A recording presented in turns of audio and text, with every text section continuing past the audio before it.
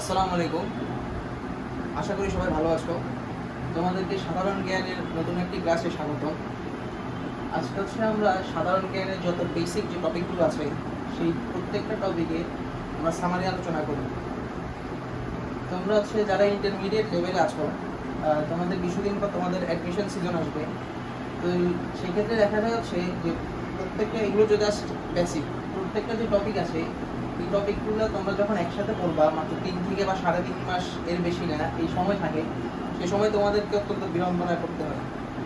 তোমরা যদি এখন থেকে, বিশেষ করে যারা ইন্টার ফার্স্ট ইয়ারে আছো কিংবা সেকেন্ড ইয়ারে আছো, তোমরা যদি এখন থেকে আমাদের সাথে এভাবে প্রত্যেকটা টপিকের অল্প অল্প করে আগাও, তাহলে তোমাদের কাছে এগুলো আরও সহজ হয়ে যাবে। তো আজকে মূলত আমরা ইন্ট্রোডাকশন ক্লাস বলতে পারি, যে আমরা আমাদের যে নেক্সট যে ক্লাসগুলো আছে এগুলোতে আমরা কী কী পড়াবো। চলো প্রথমে আমরা দেখি। প্রথম বাংলাদেশের ভূপ্রকৃতি।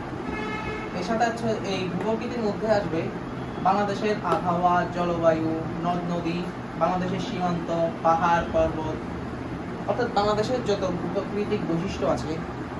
এছাড়াও বাংলাদেশের যে যুগ বিভাজনগুলো ভূপ্রাকৃতিক বৈশিষ্ট্যের, আমরা সেই বিষয়গুলো আলোচনা করব। 2 নম্বর বাংলাদেশের সম্পদ। এই বাংলাদেশের সম্পদের মধ্যে থাকবে প্রাণীজ সম্পদ, মৎস্য সম্পদ, পানি সম্পদ, তারপরে এছাড়াও যত প্রকার সম্পদ আছে রিলেটেড এর সাথে সবকিছু এখানে থাকবে। 3 নম্বর পার্টে থাকবে বাংলাদেশের ক্ষুদ্র নিগোষ্ঠী। এটা তোমার যত প্রকার ভর্তি পরীক্ষা বলো, তারপরে চাকরি পরীক্ষা বলো, সব পরীক্ষাতেই কিন্তু এই টপিকটা অত্যন্ত গুরুত্বপূর্ণ। এখান থেকে প্রায় সময়, ম্যাক্সিমাম সময় এখান থেকে অনেক প্রশ্ন আসে থাকে। এগুলো আমরা ইনশাল্লাহ ম্যাপের মাধ্যমে, ভূপ্রকৃতি সহ সকল কিছু ইনশাল্লাহ ম্যাপের মাধ্যমে এগুলো পড়ালেখা করবো ইনশাল্লাহ ধীরে ধীরে। 4 নম্বর বাঙালি জাতির বিবর্তন। অর্থাৎ আমরা যে বর্তমান যে বাংলাদেশে এখন আমরা বাস করছি, এই আমাদের জাতি যে বিবর্তনটা কীভাবে হয়েছে। এরপর প্রাচীন বাংলার জনপদ। তোমরা আশা করি যারা আর্টস ব্যাকগ্রাউন্ড আছো বা যারা বিন্দুমাত্র সাধারণে পড়েছো তারা অবশ্যই জানো যে যেমন বঙ্গ, তারপরে বিভিন্ন ধরনের জনপদ ছিল প্রায় 16টার মতো। আমরা সেই জনপদগুলো সম্পর্কে জানবো, সেগুলো রাজধানী সম্পর্কে জানবো, উল্লেখযোগ্য যেগুলো ওইগুলো। এরপর আমাদের আসবে ভারতবর্ষ, ভারতবর্ষের ইতিহাস। এই জায়গায় আমি আলোচনা দিয়েছি কারণ এখানে অনেক কিছু আছে। ভারতবর্ষের ইতিহাস থেকে একটা সিনক্রোনাইজেশন আছে। কি কি? ভারতবর্ষের পর তোমার এখানে মুঘলরা শাসন করে, মানে এভাবে ধীরে ধীরে আসবে। তবে দিল্লি সালতানাত আছে, এরপরে ব্রিটিশ আছে, এবার পাকিস্তান আমল আছে, তারপরে এসেছে বর্তমান বাংলাদেশ। এই যে পুরো যে একটা ফ্লো, এই জিনিসটা আমরা আলোচনা করবো ইনশাল্লাহ বিস্তারিত। এরপর ভূগোল। ভূগোল তো আশা করি তোমরা সবাই কি বুঝেছ। এই ভূগোলের মধ্যে থাকবে মহাবিশ্ব রিলেটেড সকল কিছু, সৌরজগৎ, পাহাড় পর্বত, সাগর মহাসাগর, দ্বীপ, অন্তরীপ, প্রণালী। বিশেষ করে প্রণালীটি এখানে লেখা হয়নি, তবে প্রণালীটা অত্যন্ত ইম্পর্টেন্ট, কারণ তোমরা সবাই ইতিমধ্যে জানো যে বর্তমান যে যুদ্ধ চলছে এখানে হরমুজ প্রণালীর বিশেষ আলোচনা রয়েছে। এইসব সেজন্য প্রণালীটা খুবই ইম্পর্টেন্ট। এগুলো আমরা ধীরে ধীরে ইনশাআল্লাহ আলোচনা করব। এরপর 7 নম্বরে ব্যক্তিবর্গ।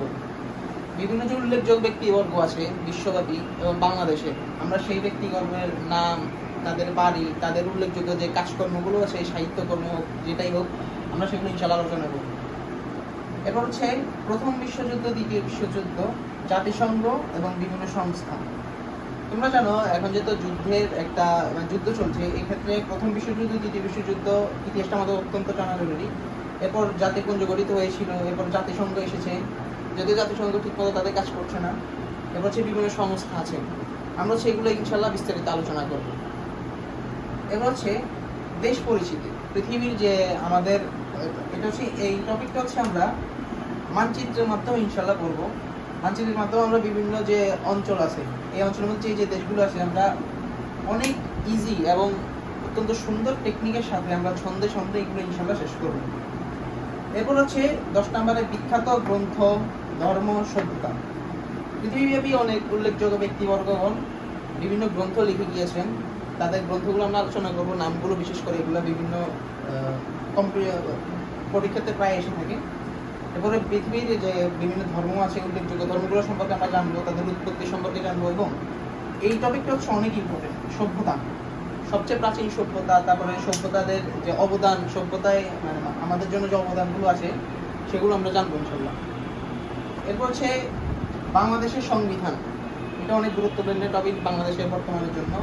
প্লাস সামনে তো বিভিন্ন সংশোধনী আসবে বা অনেক কিছুই হবে সংবিধান, এই রিলেটেড সংবিধান রিলেটেড যা আছে ইনশাল্লাহ আমরা জানবো। এবারে বাংলাদেশে এখানে আরও আছে বাংলাদেশের বিচার ব্যবস্থা, মানে বাংলাদেশের প্রশাসনিক টাইপের যা কিছু আছে ইনশাল্লাহ এই টপিকে আমরা আলোচনা করব। এরপর হচ্ছে বিভিন্ন কবি, লেখক এবং তাদের রচনা। বাংলাদেশ এবং বিশ্বব্যাপী যত উল্লেখযোগ্য কবি আছেন, লেখক আছেন এবং তাদের যে রচনাগুলো আছে আমরা সেগুলো সম্পর্কে এখানে বিস্তারিত আলোচনা করব। তাই তোমরা যদি আমাদের সাথে এভাবে একটা ধারাবাহিক গতিতে আগাতে পারো, তাহলে আমার মনে হয় ইনশাল্লাহ তোমরা যে অ্যাডমিশন সময় যে তোমরা মাত্র 3 থেকে, যেমন আমাদের সময় আমরা খুবই কম সময় পেয়েছিলাম, আমাদের দেখা গিয়েছে যে একটা তো অনেক বড় লেকচার, কিন্তু দেখা গিয়েছে যে সময় কমের কারণে আমাদের একদিনেই 2টা লেকচার করতে হয়েছে। সেই ক্ষেত্রে দেখা যাচ্ছে সবগুলো ইনফরমেশন আমাদের মাথায় ঠিক মতো ঢুকতো না, আমরা বিরক্ত হয়ে যেতাম। সেক্ষেত্রে তোমরা যারা এখন প্রথম বর্ষে আসো ইন্টার অথবা দ্বিতীয় বর্ষে উঠেছো মাত্র, তোমরা যদি বেশি না একটু কয়েক মাস আগ থেকে তোমরা যদি ভাবে ধারাবাহিক গতিতে আমাদের সাথে আগাতে পারো, ইনশাল্লাহ তোমরা হচ্ছে অ্যাডমিশন সময়টা তোমরা ফ্রিভাবে কাটাতে পারো। তখন হচ্ছে তোমরা জাস্ট পড়া থাকবে, তোমরা জাস্ট শুধু রিভাইজ করবা, তোমাদের কাছে পরিচিত মনে হবে সব কিছু। এক্ষেত্রে তোমাদের রেজাল্টটাও মানে যেমন কর্ম তেমন ফল, তোমাদের রেজাল্ট আরও ভালো হবে। ধন্যবাদ।